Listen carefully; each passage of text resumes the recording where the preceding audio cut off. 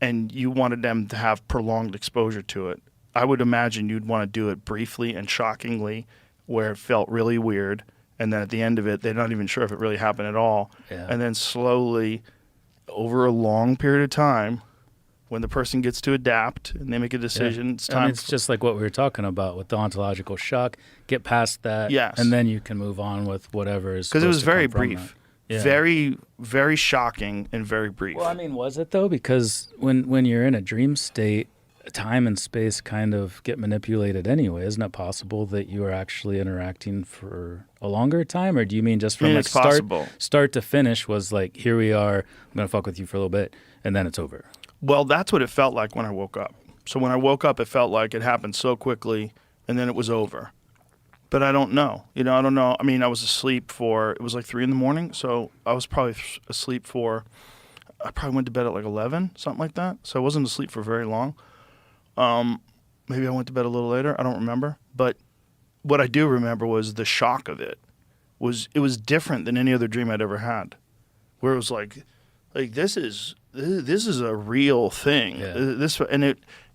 I was in a corridor, and the corridor was weirdly lit, like not lit in any way. Like, oh, there's a light, and the light is casting light. It was like it was weird. The walls and ceilings. But it felt not normal. It What- felt like some completely different way of lighting things. I mean, I will mention, just from doing a bunch of research on this, that one of the most commonly described things about people being in UFOs is the light. They describe the light emanating from the walls, the ceiling, everywhere without like a point of light. Did it feel like that? Exactly. Yeah. But it almost... Was there a curvature to the hallway at all? There was. It almost had like an organic aspect to it. It was... People say that about UFOs too. Oh, really? Yeah. It was... That almost seems like a living entity unto itself. Yeah, well, I mean organic, like almost like I was in a cave or something like that. It was a part of Earth. It was weird. It was really weird. And it was really vivid. Like the beings were very vivid. I can't remember how many of them there were. I think there you was should. 3 or 4. I don't think you should write it off as just a dream. Like, I mean, Well, most likely it was just a dream, but right? Because I was but sleeping. what is just a dream? That's the question. That's where it gets weird. Like, I have come to think that is almost the baseline real reality more than this. oh boy. Yeah, sorry. That's kind of why I wanted to talk about it. Oh, you just cracked me. Well, So- maybe.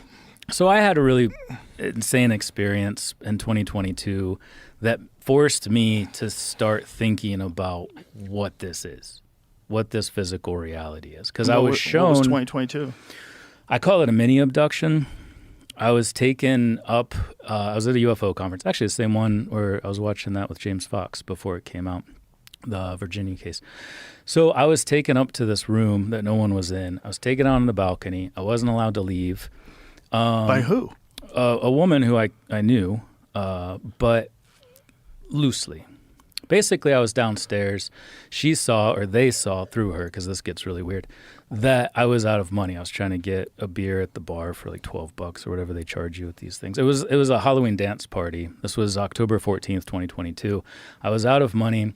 She comes up and says, hey, I have a key to the VIP room. We had just come down from there where they hosted a meet and greet with the speakers. I was one of the speakers. So we went up there to get beers, stuff in my pockets. We're going to bring some to our friends. So they didn't have to pay $12 for a beer. And then she's like, well, you can't go. My friend Eric wants to talk to you. I was like, who's Eric? Don't worry, you'll like him. Just kept saying that over and over. Don't worry, you'll like him. You'll like him. So at some point we end up on the balcony. And I'm just sitting there. I give up. I'm like, fine, I guess I'm just waiting for this Eric guy, whoever the hell that is. So eventually Eric comes in, pulls his chair up right into me. Like his knee is in my dick. Like straight up, right here. I start to get that. I'm very much fight and the fight or flight thing. Uh-huh. And I'm like, like, who the fuck's this guy? Total Right. stranger. Never seen him in my life. And his face is right here. He says, I sense that you're angry about this, but I need to be this close for this to work. And then it whoosh, just all went away. Whoa. Perfect